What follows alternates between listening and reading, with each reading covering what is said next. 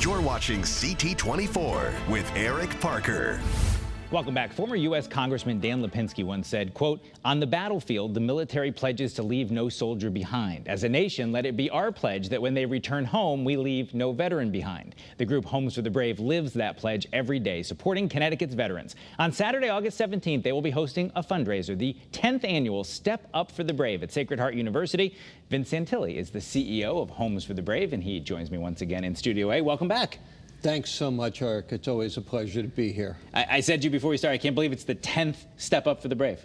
Well, it's just incredible when you think about it, and it's a unique event that's specific to our organization and veterans we serve, and you actually emceed the very first one in 2015. And you're going to a new location this year, and so if people want to know what it is, there's a main event, which is a stadium stair climb challenge. Tell us about it. Well, it started at the Bluefish Baseball Stadium. There's now an amphitheater in downtown Bridgeport, and then it's evolved over the years. And this year we are just so delighted to be at Sacred Heart University's pretty new Martiri Family Hockey Arena, which will just knock your eyes out. And this is 90 minutes. Competitors, participants of all fitness levels have 90 minutes to go, walk, or run up those stairs. There's a walking course around the concourse that even strollers can be accommodated. And then we even have a virtual way to do it. But inside the arena, there's music playing, there's cheerleaders along the course, there's just people cheering your every step. Some people will come and do a lap or two and then just, socialize, listen to the music, and enjoy the event. Others will vigorously participate, and so it can be a light workout or it can be a real brutal workout. Last year's event, in 90 minutes, we had a young man who was a candidate for the Navy SEALs, did 22 laps around that arena. Last year was at the Total Mortgage Arena in Bridgeport, and he was moving, I can assure you. Yeah, it is impressive. I mean, and you don't have to go fast, but those who do, and I've seen them, it's super impressive. Yes, indeed. Now, this fundraiser, and we've had you on before to talk about various fundraisers, it's more important than ever. The need is so great to help the veterans at Homes for the Brave. Just tell us briefly, for people who haven't seen your segments, what do you all do?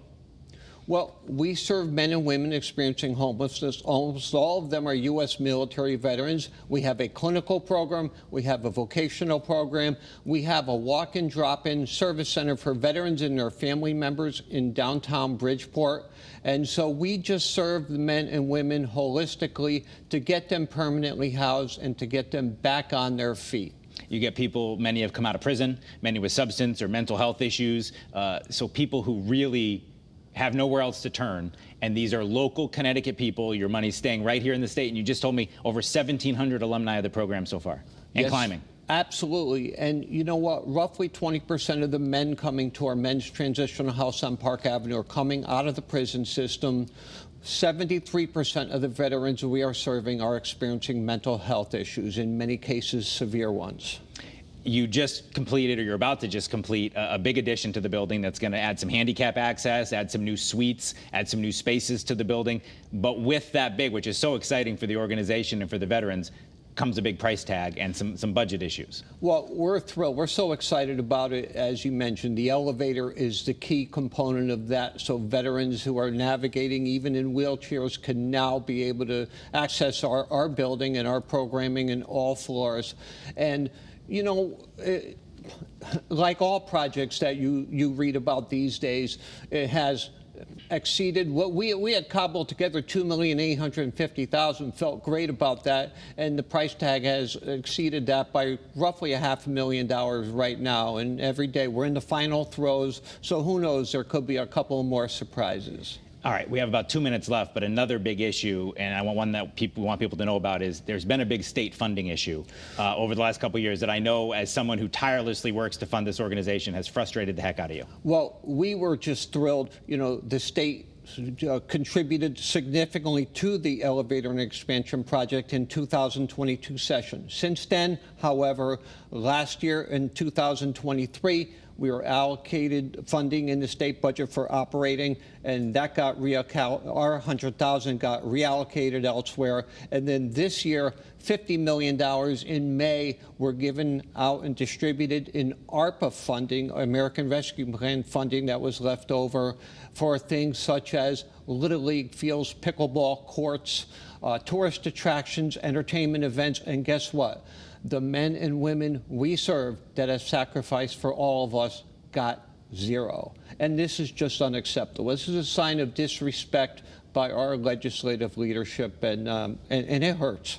And so that makes the fundraising cause even more important. And I know I come to a lot of your events, and I see some of the legislators who are there and support you, but maybe a good time for our viewers to reach out to their legislator and say, hey, when you're putting together the budget, you got to keep Homes for the Brave in mind, because from all over the state of Connecticut, we only have 30 seconds left, Vince, but all over the state, veterans benefit from your facility.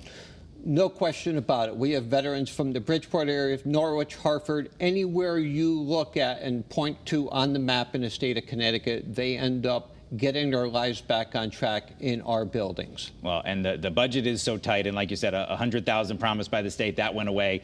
The money this year was not allocated, so hopefully some legislators are watching this, and they'll make sure that you get that help. Just 20 seconds left. You want people to sign up, even if it's virtually, to participate in that climb. Yes, some of our first signups were from Sacramento, California, so you can support our veterans from anywhere. So come be with us that day, get a great workout, and feel good about helping the men and women that have served all of us. Well, create a team, do it as a baseball team or your employer, get your people together and get out there and do it. Vince Santilli, thank you for being with us once again. Good luck with the event. I hope it's a huge success. Thank you so much. If you want to learn more about Step Up for the Brave, it's taking place August 17th. Head to homesforthebrave.org. Coming up next, exploring one of Connecticut's most interesting industries. We're talking about oyster farming in the state's new Oyster Trail. That's coming up right after this in our Sunday Spotlight.